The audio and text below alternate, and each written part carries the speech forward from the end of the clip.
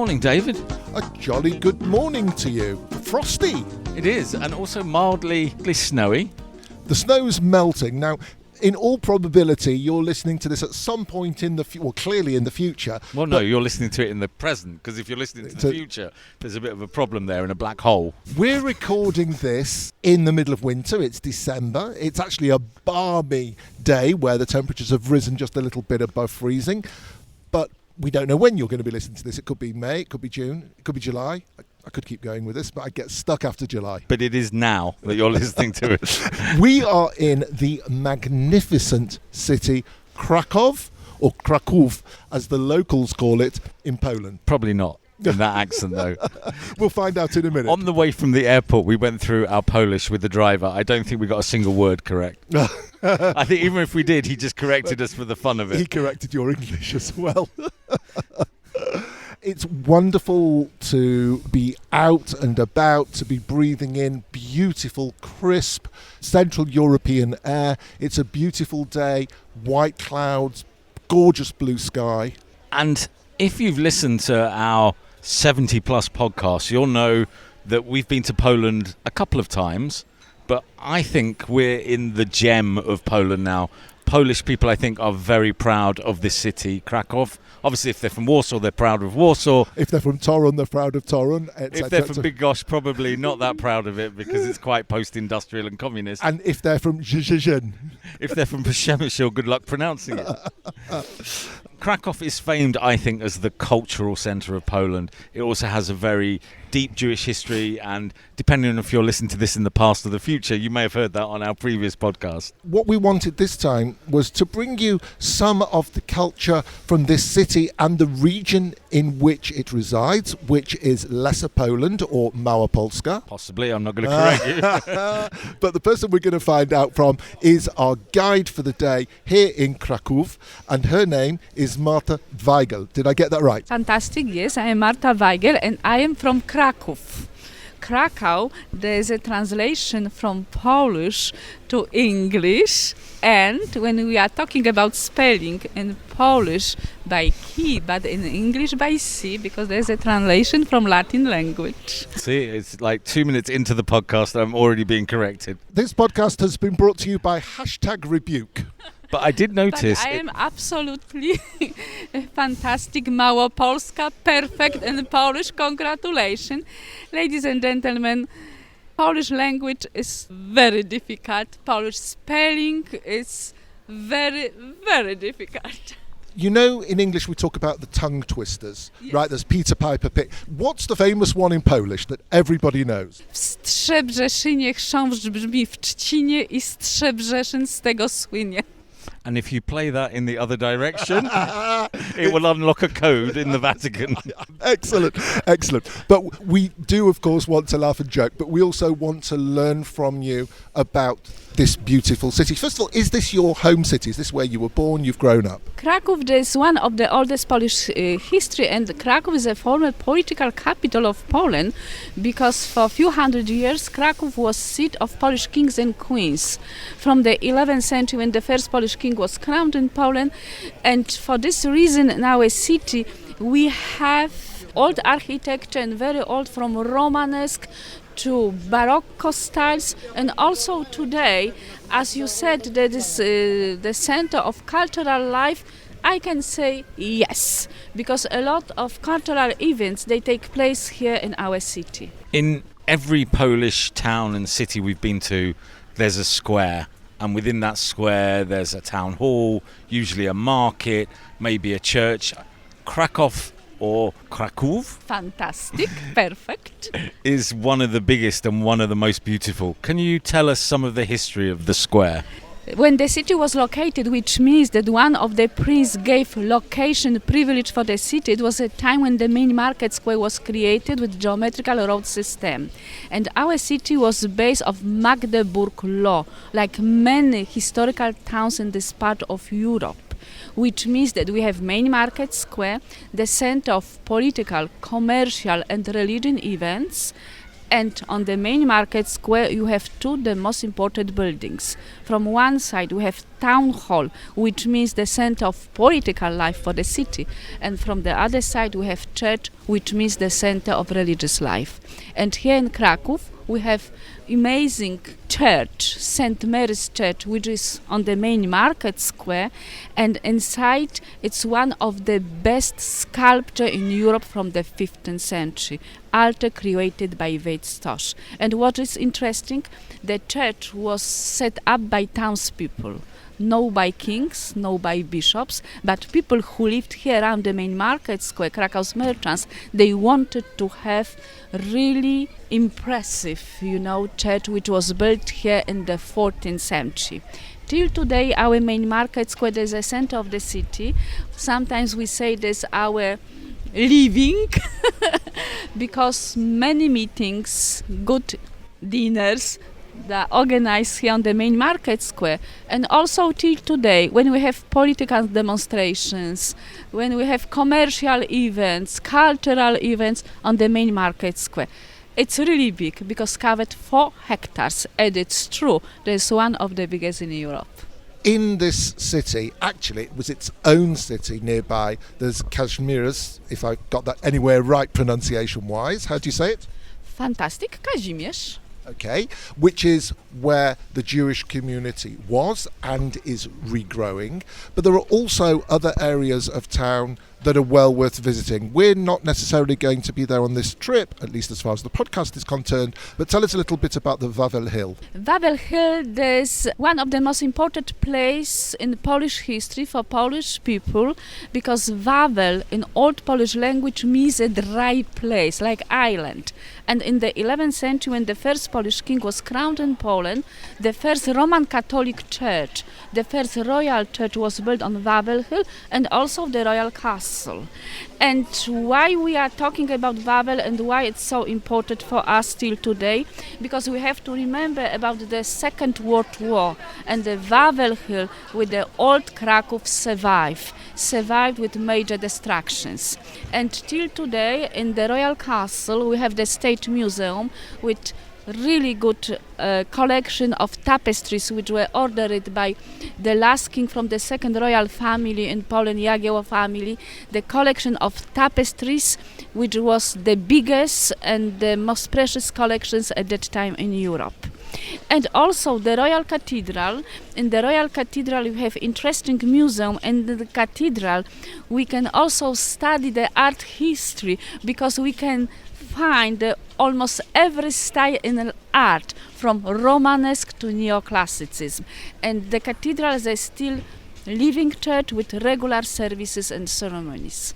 So, on today's podcast, or tomorrow's podcast, if you're listening to it in the future, we are going to do something slightly different. As well as visiting some of the sites of Krakow, we're going to meet some of the people of Krakow, some of the thinkers, the artists of Krakow, and we're going to try out some of the best food of Krakow as well. So before we fill our tummies, let's go inside somewhere a little bit warmer and find out about some of the art that people can visit in this city. This is Mark Gordon from the Jerusalem Post Podcast Travel Edition. Find us on Facebook, Instagram and Twitter at MarkDavidPod, or mail us at markdavidpod@gmail.com. It's good to be inside, at least, away from the falling snow. Although I'm worried there's a glass roof. The snow is almost behind us. It's amazing that we were trudging through really packed ice at night, and by morning, with warm temperatures soaring way above zero, everything's melting. We saw it melting because every 20 minutes there was an avalanche off the roof. But we've had a lovely walk round the square, and now we've come inside to a really beautiful, I would say it's modern, because looking at the roof it looks modern, but at the same time looking at the arches, looking at the architecture, a historic building. Can you tell us about this building, where we are and what it is? Now we are in the Czartoryski Museum. There's a branch of our historical museum from Krakow, and there's one of the first national museum in Poland, which was created by Czartoryski family in the 18th century. The Princess Isabel Czartoryski, he decided to collect the memorabilia of famous Polish people, and also he created very interesting collection of paintings. And from one side we can learn something about our history, about Polish history, but from the other side it is the place when we can see one of female portraits painted by Leonardo da Vinci, Lady with Ermine. How much is the world of art about telling the story of the family, of the collector, versus showing off the things that were amassed both within Poland and from further afield? Our history is quite difficult, and a lot of our art objects and artifacts disappeared during the Second World War, more than 500,000. For this reason, when we have collection like this, which became a property of Polish nation a few years ago, for us it's really important. And also we are sitting in the historical building. You said that this old one with very modern roof. It's interesting presentation of modern and old art, and here's a really good combination because here we feel very comfortable. How long do you think you need to go around and take in everything in this museum? Very short visit. I think there's 1 hour, but you can spend here 2 hours because the part in this museum we have art from Egypt. We have art presented the different styles in art. But if you want, we don't have time because we are very short time in Krakow. We should see the most important part of the collection, which means painting collection, and we meet close to 1 hour.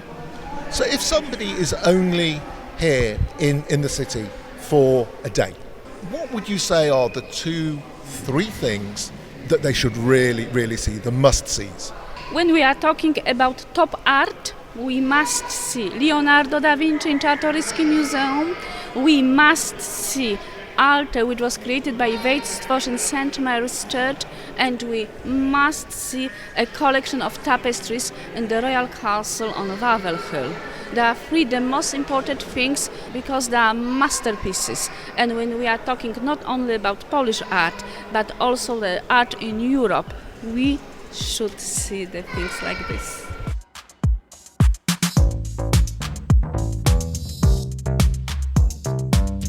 As we mentioned earlier, we will be talking to 2 or 3 people that will give us their view of Krakow, what it means to them, and to give you, as a listener, a feel for the city.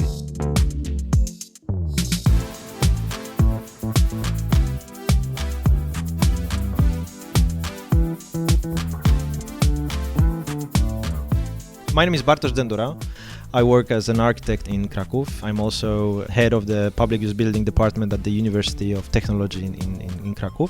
In a city which is one of the most beautiful in Europe, the jewel of Poland, how does a young architect with new ideas, an award-winning architect, how do you make impact? How do you get yourself going in a place that has hundreds of years of stunning architecture? Every project we start in the old parts of the city starts with the analysis of the site. So we start thinking about the changes that we'll make to the buildings. We are starting to think about the changes to the neighborhood, not only the closest neighborhood, but also to the other buildings that are in this neighborhood. So we start with thinking how we can change the building with leaving the spirit of the old town. Every time we start discussions with the new clients, it's also the question how we can leave the old elements and how we can fit into the new functions, technical elements that we have to fit because this is 21st century and we're speaking about 19th century buildings which don't fit into the new regulations. But how to do that in a way that every possible old element that talks about the history, talks about the spirit of the place will remain in the building. Do you have a project that you've worked on in Krakow that you feel is the most impactful the one you're most proud of? Well, the one that I'm most proud of isn't in the old town, actually my house, which was an experiment for me and for my family. The idea of this building was to show to Poles that you can build an energy efficient wooden construction building in the heart of the city, something which doesn't actually fit into the model of the single family housing in Poland. Because usually we would think about houses as a concrete building. So doing that in the heart of the city with the other concrete buildings in the neighborhood, you have to be brave to make something like that. We decided to make that building as an example for the future generations.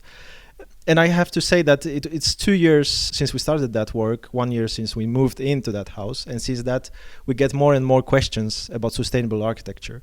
I think it's because of that building and the awards we got for that investment. The people listening to this, half of them approximately will say, oh, he's used the word sustainable, is one of those. The other half will say, I want to know more. This is the future. This is where we're going. You've talked a little bit before we started recording about the debate on this area and trying to persuade people that that is the way forward. What have you learned that adds to your mission from your personal experience that allows you to evangelize to other people? We don't have good examples of the ecological architecture in Poland. The most that we gave with this investment is to show that you can have modern house of the good standard built in a sustainable and ecological way. And this was the main task for us, to prove that you don't have to build a gable roofs in the suburban area and only that architecture fits to the wooden construction and ecological architecture. You can have flat roofs and big windows in wooden building, and it will have great climate, it will have good energy, it will have good air in the building, and it will be ecological and sustainable. That was the main task with this investment. Unless you're opening up your house for public viewing, is there a public building that our listeners can go and see in Krakow that you've been involved with? Yeah, of course. Well, they are mainly hotels, so you would have to rent a room over there to spend a little bit time. But we changed a couple buildings in the heart of the city. They were apartment blocks, now they are hotels. The task over there was not to change building a lot. We wanted to preserve the original architecture that was over there. But the main task was to fit the new function into it. So to make the building fire protected. So to make ventilation in the building, which actually needs big pipes and you have to go through all floors. And you have to do it in a way that doesn't destroy the beautiful drawings on the ceilings of apartments. We had to fit a lift into the building. So again, we are speaking of putting quite big void in the heart of the building in a way that doesn't destroy the staircase or the details that are in it. Our work is maybe not that visible as in new buildings because it's often hidden, and we try to make it as less visible as possible. If that will work, then our work was done in a way that we think it was a good job. Is there a favorite building that you have within the old town of Krakow? One building, I don't know if I can choose only one. I like the old town of Krakow, and there are plenty of buildings that I like to spend time with or in. Like we have the Collegium Major's beautiful university building, one of the oldest university buildings in Europe. I like the Sukiennice and the museum in it, which gives you beautiful light and you can spend time, hours walking around and looking at the paintings of Polish artists. If I may, not only old buildings, but also the modern buildings. There's a very good National Museum building, which was designed in the beginning of the 20th century, but it's one of the best examples of the museum buildings, in my opinion, in Europe, with beautiful rooms, with beautiful staircases, with great entrance area. This is one of the greatest examples of the architecture in the Krakow. It's the National Gallery, situated on the Aleje Mickiewicza, right next to the Cracovia Hotel, there was a big international competition right now where we are trying to fit new function into the old hotel. The other I would strongly suggest everyone who comes to Krakow to go and see is the manga Japan art museum designed by Arata Isozaki, very well-known Japanese architect, which is right next to the Wawel Castle on the other side of the Wisła River.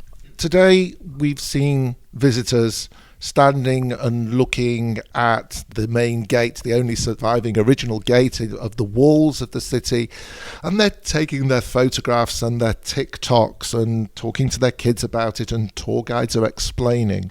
In 500 years' time, the descendants of those tourists, let's say from Israel, come to this city. What would you like them to see then? Hopefully the gate will be in 500 years over there as well. Krakow is a strange city in Polish terms, because we have the old part of the city that preserved the Second World War. And this is something we'll have to fight for to remain the most important elements of that and buildings of that building. But we are now heading towards a new age of modern architecture. We are thinking about new investments, of big investments, and we have to find a good place for it. I don't know if we are speaking about 500 years, but in 50 years, we'll definitely have to find new places for the offices, for the housing. Krakow will need to expand to find new places for that. And hopefully we'll be part of that big work which is ahead of us. But the old town hopefully will remain as it is. Not only the gate, but the whole urban area of the old town with the castle. This is heritage of Poland. So this is something that we all have to fight for, to keep it as it is.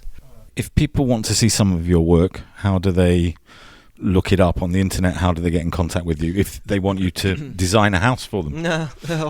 We have obviously Facebook site, we have LinkedIn site, we have a website. So if you tap studio4space.com, you will find us and our work in internet. And the 4 is the number 4 rather than... It's 4, yeah. We look forward to going around your house and taking lots of pictures. I hope your wife doesn't mind us coming now. As we would say as British people, tell her to put the kettle on. Although she's busy designing the same way that you are. Bartosz, thank you so much for your time and for what you're doing to help protect the environment in Poland. Thank you. Thank you so much.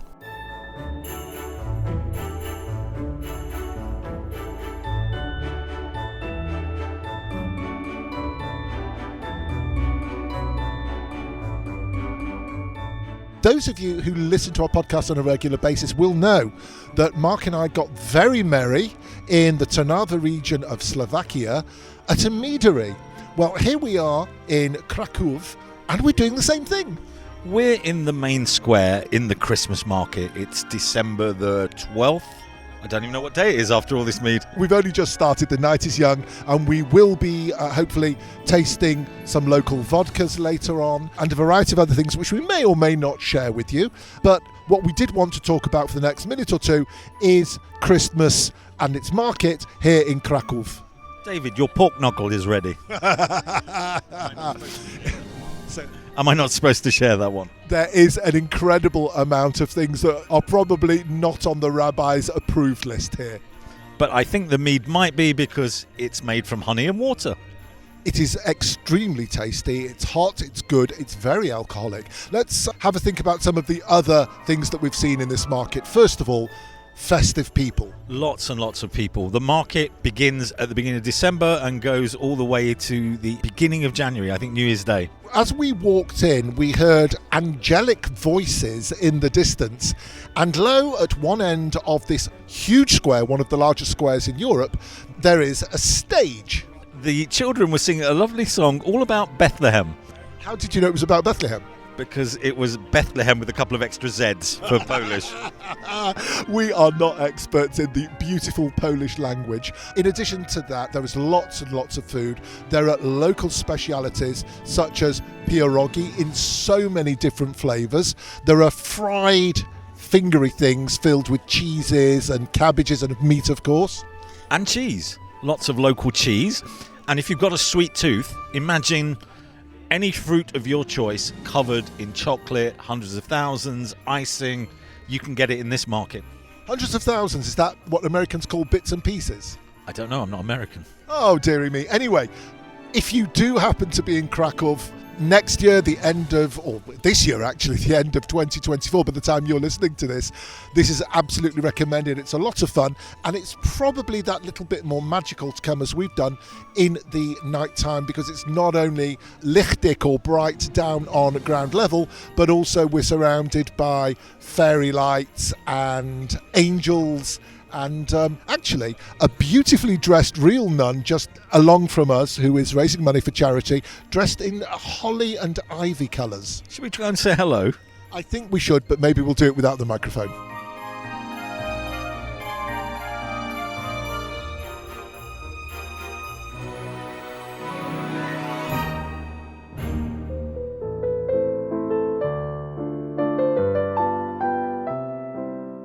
Krakow Fact File. Krakow is served by John Paul II International Airport, Krakow-Belice. There are direct flights to Krakow from Tel Aviv with El Al subsidiary Sundor. You can fly into the city from Dubai and Abu Dhabi and many cities across Europe, including Amsterdam, Paris and Frankfurt, and numerous cities in the UK. It's a 30-minute taxi ride from the airport to the Old Town and 15 minutes longer by public transport. There are buses and a train service to the tourist areas of the city. We stayed in the comfortable and superbly located Hotel Saski Krakow, part of the Curio Collection by Hilton. As you would expect from such a popular destination, there are many hotels to choose from, among them the Hotel H15 Luxury Palace and the Wyndham Grand Krakow Old Town. In Kazimierz, the Jewish quarter, there are many apartment rentals. The Holiday Inn offers kosher food. $1 will buy you 3.93 Polish zloty as of the end of 2023. The climate of Krakow is moderately continental, characterised by cold winters with temperatures often below freezing and pleasantly warm summers. Perhaps the best time to visit Krakow is from mid-May to mid-September, since it's the warmest and sunniest period of the year. It can be hot in July and August, while in other circumstances nights can be cool or slightly cold even in these months, so it can be useful to bring a sweatshirt or sweater and a light jacket for the evening. There's an incredible variety of dining options in the city, with an abundance of traditional Polish food and Italian cuisine. For fancy local delicacies, try Copernicus or the somewhat cheaper Hevra. And Boccanera is a great bet for Italian food. Fiorentina will set you back a few zloty, but it's an experience. There are lots of vegan and vegetarian restaurants in town. As for kosher, well, first of all, remember that most of the Jewish-style eateries in the Kazimierz district are not kosher, but do pop into Cheder for a coffee.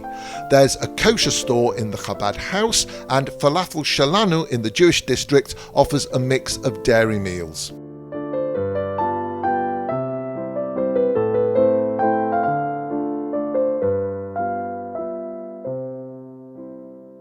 We are in Bistro Bene, a restaurant by Tomasz Leźniak.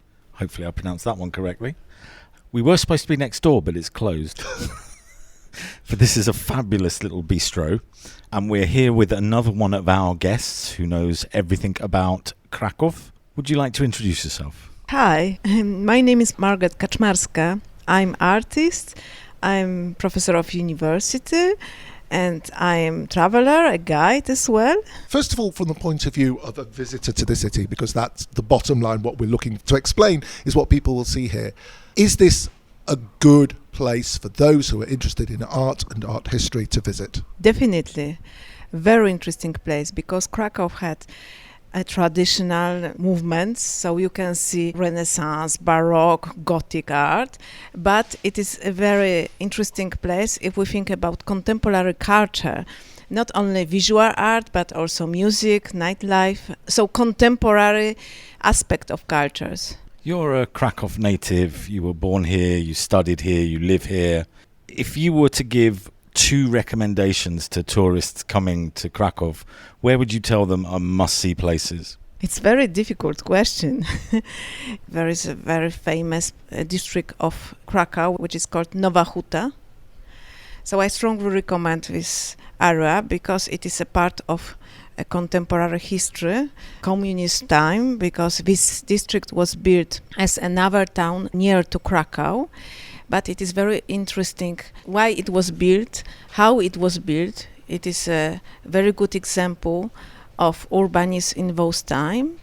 Now it is also the district which a lot of culture, It was built for workers, but now they are not only workers, there are young person, there are middle-aged generation, which is very interesting. And this is also a vibrant but different area of Krakow. It's interesting that you mentioned that, because most people who come think of the old town, the church, the castle and so on. And you're saying, well, hang on a minute, why don't you take a look at something a little bit different? And the same, I guess, can be said for art, which is your passion.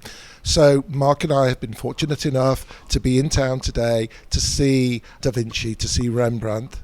But you represent a very different type of art that may be not on the horizon for everybody who comes here, because it's not necessarily something that's as well known as Da Vinci or Rembrandt.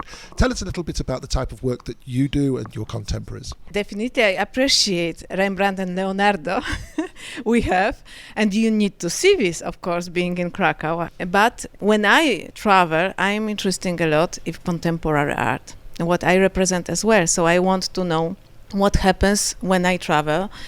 You can go to many galleries we have in Krakow. First of all, of course, you can go to Museum of Modern Art in Krakow, which is in very interesting district of Krakow as well. The name of the museum is Mocak, Museum of Contemporary Art in Krakow, and it is also very interesting building.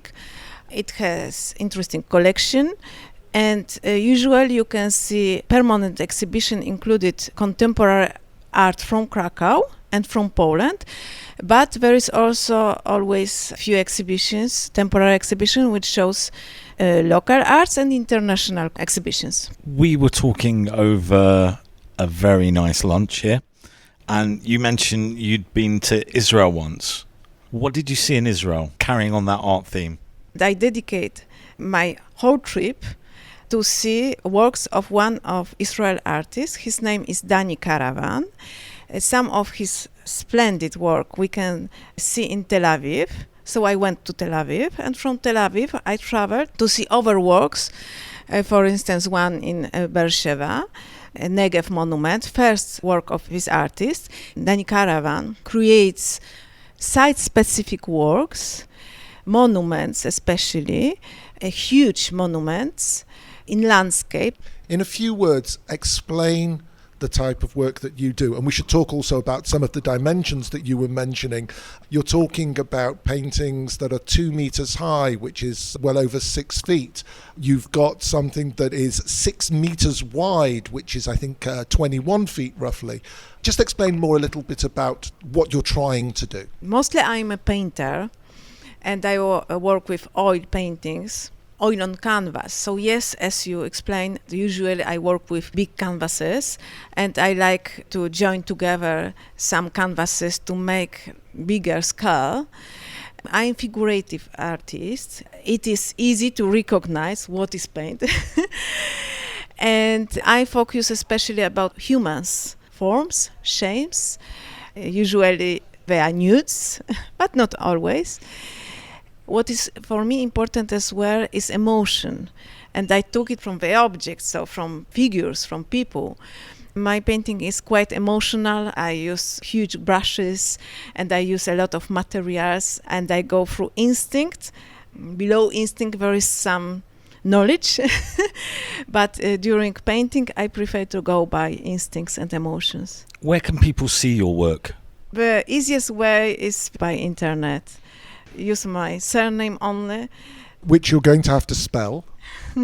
Kaczmarska. That's Kaczmarska, KACZMARSKA.pl. I'm not even going to attempt to say your first name either. Can I call you Margaret? Yes, of course. In Polish there is Małgorzata. Małgorzata.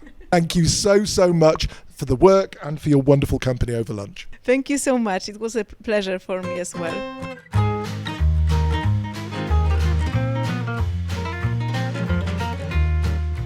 We're sitting in a vaulted red brick restaurant. The chairs here are quite funky. They're tartan, and embroidered on the back are some pictures of foxes with monocles. There's a sense of fun to this restaurant. It's called Fiorentina, and immediately you think, must be an Italian restaurant, bit of pizza, bit of pasta. It isn't. It is a Michelin-rated Polish restaurant.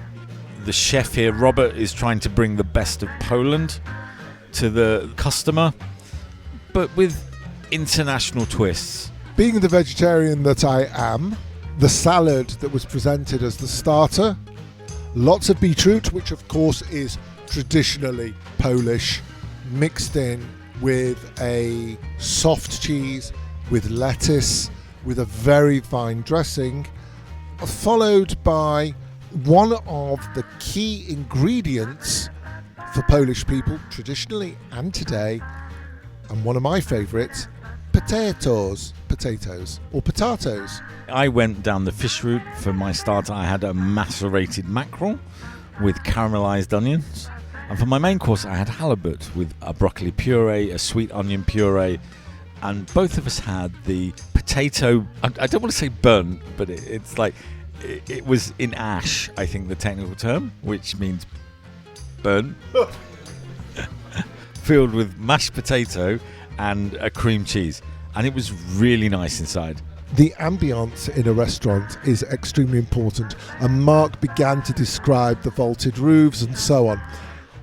As you enter the world of higher class cuisine, one of the key things is also the interaction between the staff and the diner. And here, the staff take, I think, great pleasure, not only in the show of service, and this isn't over-the-top service, but very formal service, but also the joy of describing the platter that has been presented to the diners. I think what we've found with the cuisine of Krakow and just the general vibe of Krakow is positioning itself as a city of art and culture. And I think Fiorentina fits in with that. It's a high-end restaurant. The cocktails were extraordinarily classy. The espresso martinis at the end were some of the best I've ever had. Fiorentina is a really nice restaurant. It's a treat. It's not cheap. It is reassuringly expensive, but I would highly recommend coming here.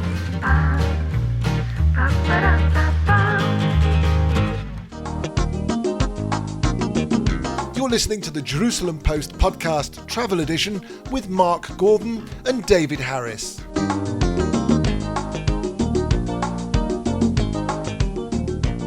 Once again, we've come to a fine restaurant right in the heart of the city, and I'm going to ask our guest, who's not yet been introduced, just to tell us the name of the restaurant, because I don't want to destroy yet another expression in Polish. Szara gęś, it means grey goose, so it's easy to find from the market square. The view on the market square from here is just stunning, so szara gęś. Grey goose, and in fact the signature dish of Grey Goose, I just devoured most of it, but it was a little bit too much, is a bird's nest made of cotton candy. I think you're about to say concrete there. Concrete, yeah. Cotton candy or candy floss. Then inside an egg made of mango and heaven knows what, with a bed of the nest of chocolate. Absolutely divine. But we've not come here to talk about culinary delights. We're joined by the plenipotentiary for the mayor of Krakow for culture. If I've got that in the right order. You're perfect. Your pronunciation is just... He's not tried your name yet. Let's go for the Polish name. Who I'm going to ask to introduce himself. It's easy. It's just Robert Piaskowski. It's nothing really challenging, I think. Robert Piaskowski, it's my name. Welcome to the podcast, and thank you for hosting us in your magnificent city. Do you want to kick off, Mark, with question number one? I haven't written it down, so we never write questions no. down. Over the last 24 hours while we've been going around, we've been out of the city a little bit. I've heard the word over-tourism a number of times, and as you walk around the city, the largest two tourist attractions are Auschwitz and Wieliczka. Wieliczka is a salt mine just outside the city, and you'll hear all about it on an upcoming pod about Mała Polska. How does Krakow move itself away from these, I don't like to say Auschwitz as a tourist attraction, but from these important tourist sites for the city and try and move towards a more cultural tourism? This is an issue which has been already noticed by some of the artists 15 years ago. There is a very interesting concrete tunnel, the sculpture by Mirosław Bałka in the Zabłocie district close to the Contemporary Museum of Arts, where there is Auschwitz-Wieliczka written together, and there is no Krakow inside.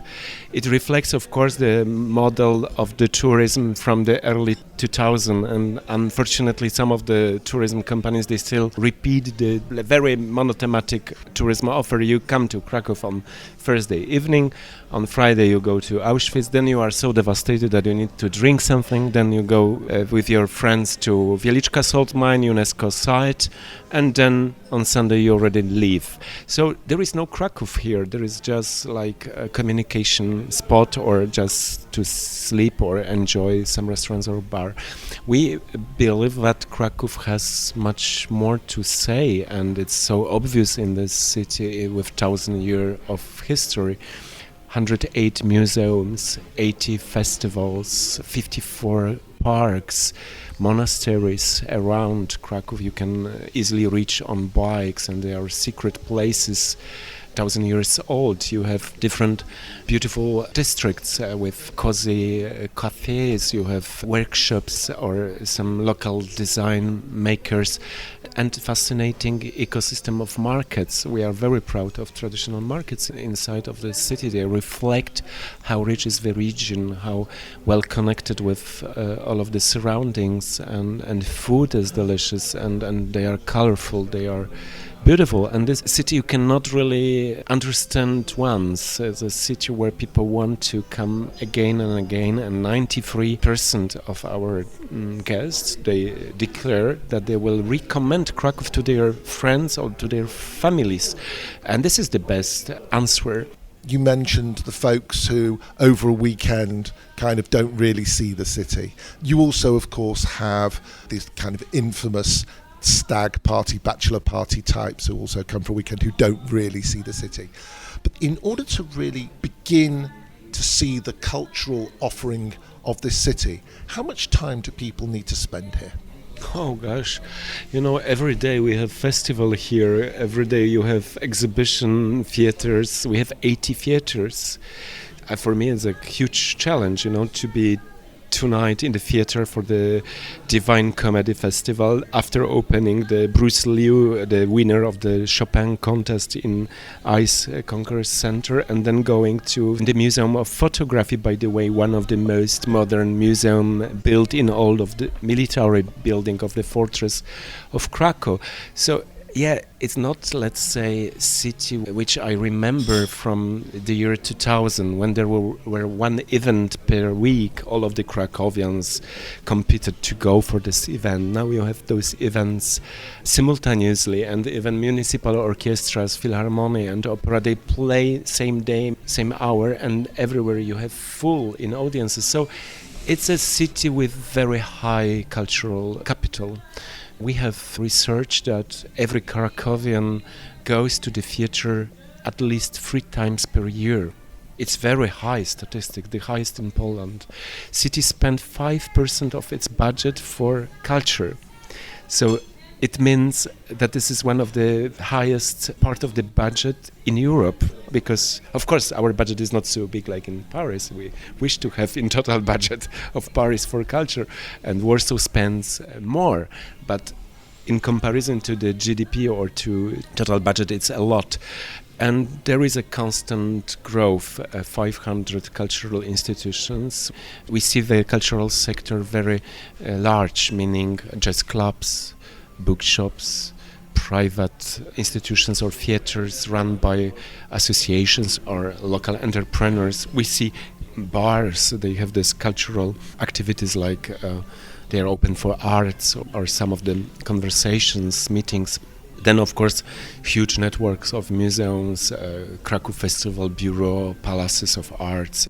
Probably one of the most accessible types of culture for tourists in Krakow would be gastronomical culture. David and I have been very lucky to visit a number of very nice restaurants within the city. How do you promote that culture to tourists? Of course, this is like multilateral diplomacy, because you have markets surrounded by some of the affordable bistros or bars.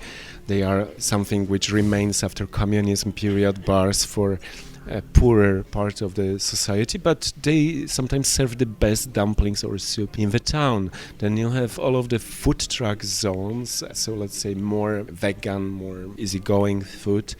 Then you have one of the largest vegetarian and vegan restaurants network in Poland. We have more vegetarian and vegan restaurants than Warsaw has, which means that 3 times a smaller city can have more vegan restaurants, and is a huge trend amongst young generation mainly. And then you have beautiful restaurants with traditions, their own clients. You have like this place, heritage connection, beautiful medieval ceilings and creative gastronomy. You have restaurants with Michelin stars. So everyone who seek for some of the culinary experience will find its place. And I think what is interesting, we also have this multicultural cuisine very present in Krakow. Not only, let's say, Jewish gastronomy, which is thriving, especially in Jewish quarter of Krakow, and mix of traditions, Jewish and Polish cuisine, but also, let's say, New World, many Asian restaurants, Indian restaurants, Bangladesh, Syrian, Lebanon. So this trend is fascinating because most of those restaurants actually started last 5 years. Even COVID has not been so disturbing. I have an impression that after COVID we have more intercultural restaurants than ever. And then, of course, to promote this ecosystem, environment and culinary tradition of Krakow was very important fact, was European Capital of the Gastronomy in 2019, and it was the manifestation of pride of how diverse and how rich is this environment. And we don't see restaurants or gastronomy sector as a tourism sector. We see it as a heart of the town, the key to our identity, the place where we can manifest our hospitality, where we keep our traditions. I've been looking at your watch and you haven't, and I know you've got 3 meetings and the first one you need to go to right now. What's the best website for people to get the lowdown on information on the city? There is 2. There is a krakowtravel.pl and there is krakowculture.pl and .com. Robert, it's been a pleasure to sit with you and share your passion about culture. Robert Piaskowski is the plenipotentiary of the Mayor of Krakow for Culture. Thank you. Thank you so much, and I wish we will have so many great guests from Israel, and I hope we will see somewhere soon, not only for Jewish Culture Festival, but all year round. You are more than welcome in our country. Have you listened to the Jerusalem Post podcast Travel Edition? I'm David Harris, and together with my co-host Mark Gordon, we bring you the best from the world of travel and tourism. We have people who literally fly to Park City just to do the ski minion. And it has that heavenly taste that you don't really find nowadays in the market. When was the last time you went to a restaurant and they bought you a picnic basket, about 8 courses in? The Dracula tour, that's a very unusual honeymoon option, really. The Jerusalem Post podcast Travel Edition brings you the joys of travel and tourism.